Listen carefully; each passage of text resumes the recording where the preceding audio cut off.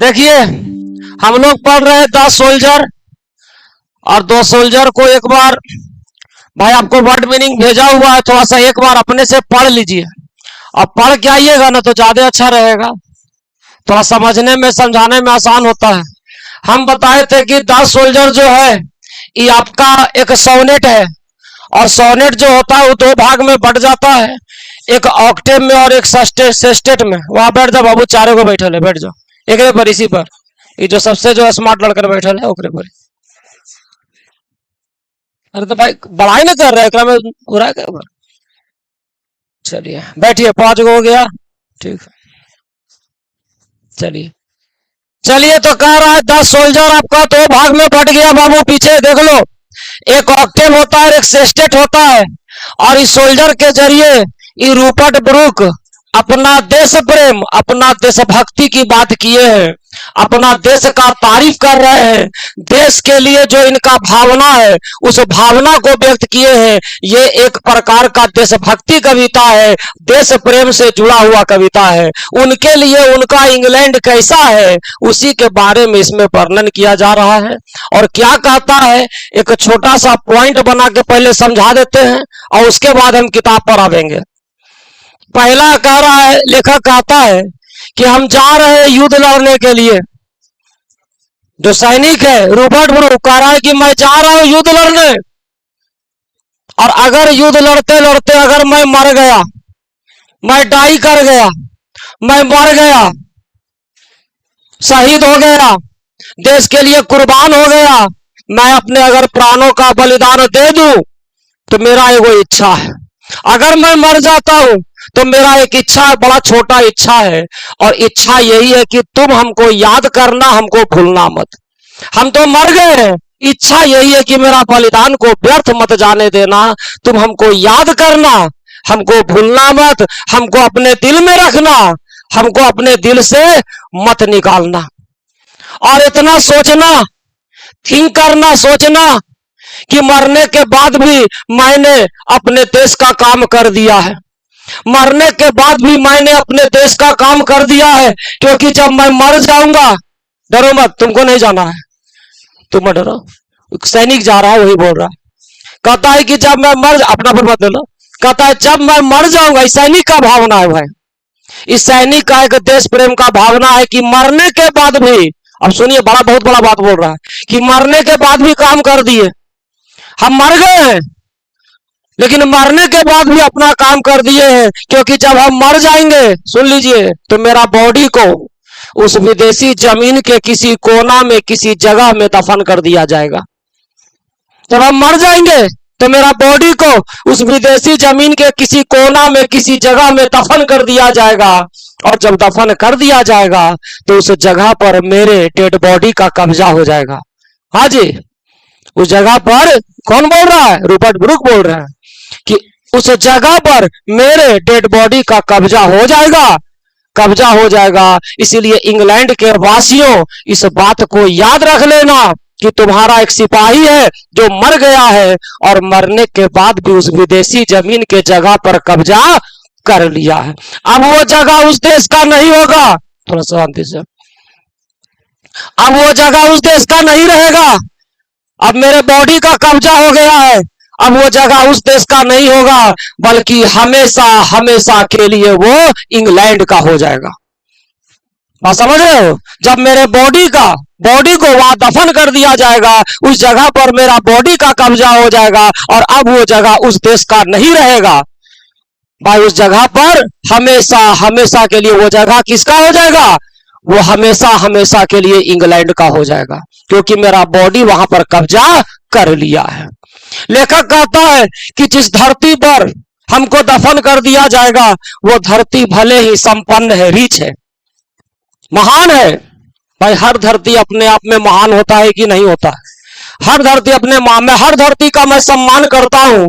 तो कहता है कि जिस धरती पर हमको दफन कर दिया जाएगा, वो धरती अपने आप में महान है, संपन्न है, बहुत महान है।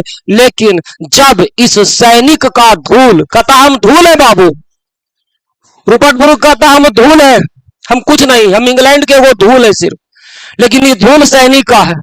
और अगर इस सैनिक का धूल उस धरती में जाके मिल जाएगा, छिप जाएगा, कॉन्सिल्ड हो जाएगा, कॉन्सिल माने होता है छिप जाना, तो जब छिप जाएगा, मिल जाएगा, तो उस धरती का शोभा और बढ़ जाएगा। एक सैनिक का धूल जब उस धरती में छिप जाएगा, मिल जाएगा, तो उस धरती का शोभा और बढ़ जाएगा, क्योंकि जो धूल है कोई मामूली धूल नहीं है, बल्कि कीमती धूल है, एक रिचर डस्ट है। ये धूल कोई मामूली धूल नहीं है, ये एक देशभक्त का धूल है, जिसने अपने देश के लिए लड़ते लड़ते अपने प्राणों का बलिदान दे दिया है। तो जब इस सैनिक का धूल, इस देशभक्त का धूल उस धरती में जाके छिप जाएगा, तो उस धरती का पवित्रता और बढ़ जाएगा, वो धरती और मूल्यवान हो जाएगा। बोलो लड़का को, याद देखो, तुम 2 दिन अभी हुआ, आराम से सुनिए, तुम पहले 2-3 दिन पढ़ो तुम आराम से, तुमको कोई टोक टाक नहीं किया जाएगा, आप स्वतंत्र होकर यहाँ पर पढ़िए। देशभक्त की बात हो रहा है, समझिए, सुनिए। कहता है अगर देशभक्त का धूल अगर उस धरती में जाके मिल जाएगा, तो उस धरती का पवित्रता में 4 चांद लग जाएगा। भाई उसमें देशभक्त के धूल है, कोई देशद्रोही के धूल नहीं है। वो देशभक्त जिसने अपने देश के लिए लड़ते लड़ते अपने प्राणों का बलिदान दे दिया है, तो जब उस देशभक्त का धूल उस धरती में छिप जाएगा, तो उस धरती की पवित्रता, उसकी गरिमा और बढ़ जाएगी। लेखक कहता है कि हम एगो धूल है, धूल, लेकिन इस धूल का जन्म कहाँ हुआ है? इंग्लैंड में हुआ है। उस धूल को इंग्लैंड के नाम मिला। हम ही धूल है, हम धूल है। हाँ जी, रोए की बात नहीं है। कहता हम एक धूल है, समझा? अरे धूल करा मिट्टी के धूल। अरे हम लोग क्या है, इस देश में क्या है? एगो मिट्टी के समान है, लेकिन इस मिट्टी पर एगो ब्रांड लगा हुआ है इंडिया का। हम लोग इंडिया में, इंडिया का ब्रांड लगना अपने लिए गर्व की बात है। इस देश में रहे जहां भगत सिंह ऐसे महान देशभक्त फांसी को चूम लिए थे, उस देश की धरती पर रहते हैं जी, तो मिट्टी ब्रांडेड है। क्या बात कर रहा है ये लोग। कहता है धूल, बेइज्जती नहीं करे, मोटिवेट किए इसको, गलत सोचते हो तुम। कहता है धूल जो है, इस धूल के जन्म कहाँ हुआ है? इंग्लैंड में हुआ है। इस धूल पर किसका नाम चढ़ गया? इंग्लैंड के नाम चढ़ गया है। महान देश का पहचान मिल जाना एक बहुत बड़ा गर्व की बात होती है।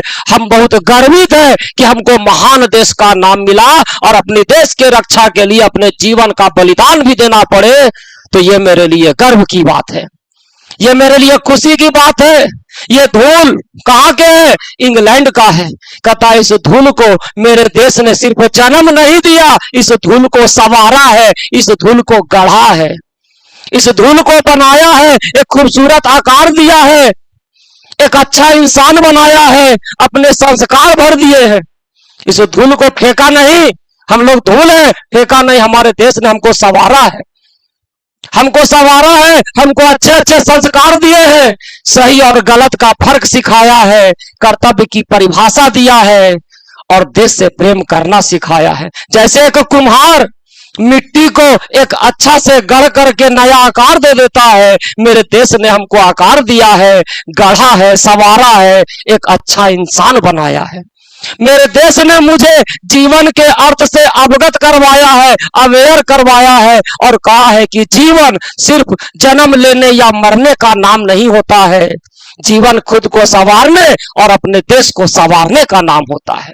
मेरे देश ने मुझे एहसास दिलाया है, यह एहसास दिलाया मेरे देश ने कि अगर देश की रक्षा के लिए, आजादी के लिए, शांति के लिए जीवन का त्याग भी जरूरी होता है। जब एक सैनिक बलिदान देता है तो देश को उस पर गर्व होता है कि मेरा सैनिक देश की रक्षा के लिए शहीद हुआ है। इसके लिए देश को क्या होता है? गर्व होता है। ये कहता है, पीछे आराम से, धैर्य से, घबराना नहीं है, देशभक्ति की बात हो रहा है। कहता है मेरे देश प्रेम की बात हो रहा है। भाई देश से क्या प्रेम है, उस बात को बताया जा रहा है।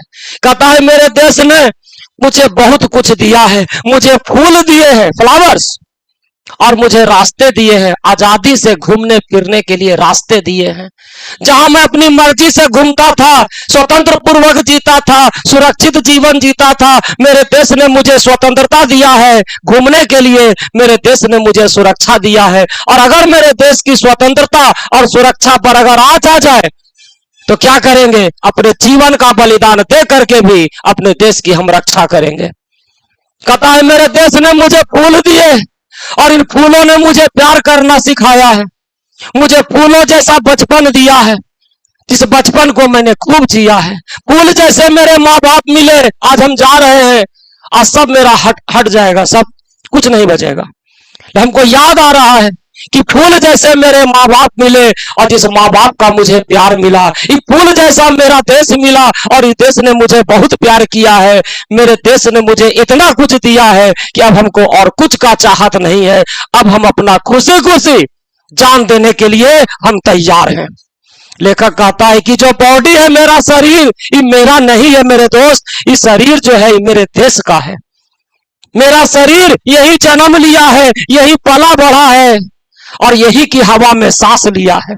इस शरीर पर, इस सांस पर, इस अस्तित्व पर, हाँ बाबू रो मत, घबराओ मत, समझ रहे हैं, आंसू आ रहा होगा तुमको। इस शरीर पर, इस सांस पर, इस अस्तित्व पर किसका अधिकार है? मेरे देश का अधिकार है। देश का कर्जा है, इस देश का हम पर एहसान है और अब एहसान चुकाने का समय आ गया है, समय आ गया है और देश की रक्षा के लिए अपना जान भी देने के लिए हम तैयार हैं। कहता इन नदियों का भी हम पर एहसान है, इन नदियों में हम स्नान करते थे, इसी नदियों में हम पले बढ़े हैं, आसपास हम पले बढ़े, इस नदियों से हमको ताजगी मिला है, इस नदियों का भी हम पर एहसान है। नदी भी हम पर एहसान किया है, कह रहा है। कहता है मेरा घर का सूरज है, इस सूरज जो है ये मेरे घर का सूरज है, इस सूरज ने मुझे धूप दिया है, मुझे ऊर्जा दिया है, मुझे ताकत दिया है, यही से हमको अपनापन मिला है। इस सूरज का भी एहसान है, इस देश का हम पर एहसान है और अब एहसान चुकाने का समय आ गया है।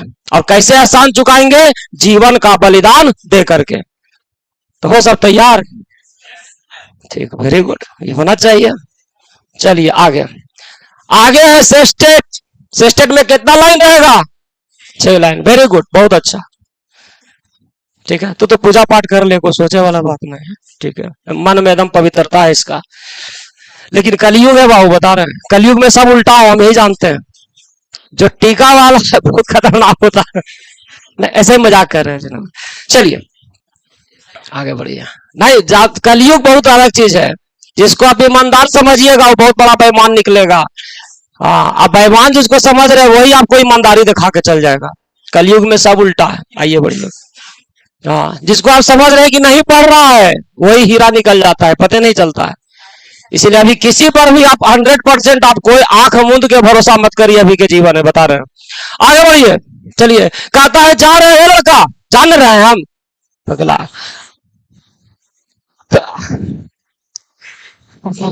हट हट, कि जोश बढ़ा रहा है कि हमारा पैर खींच ले जी।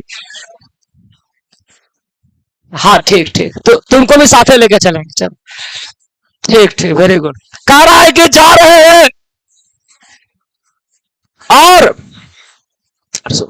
और इतना सोचना मेरे दोस्त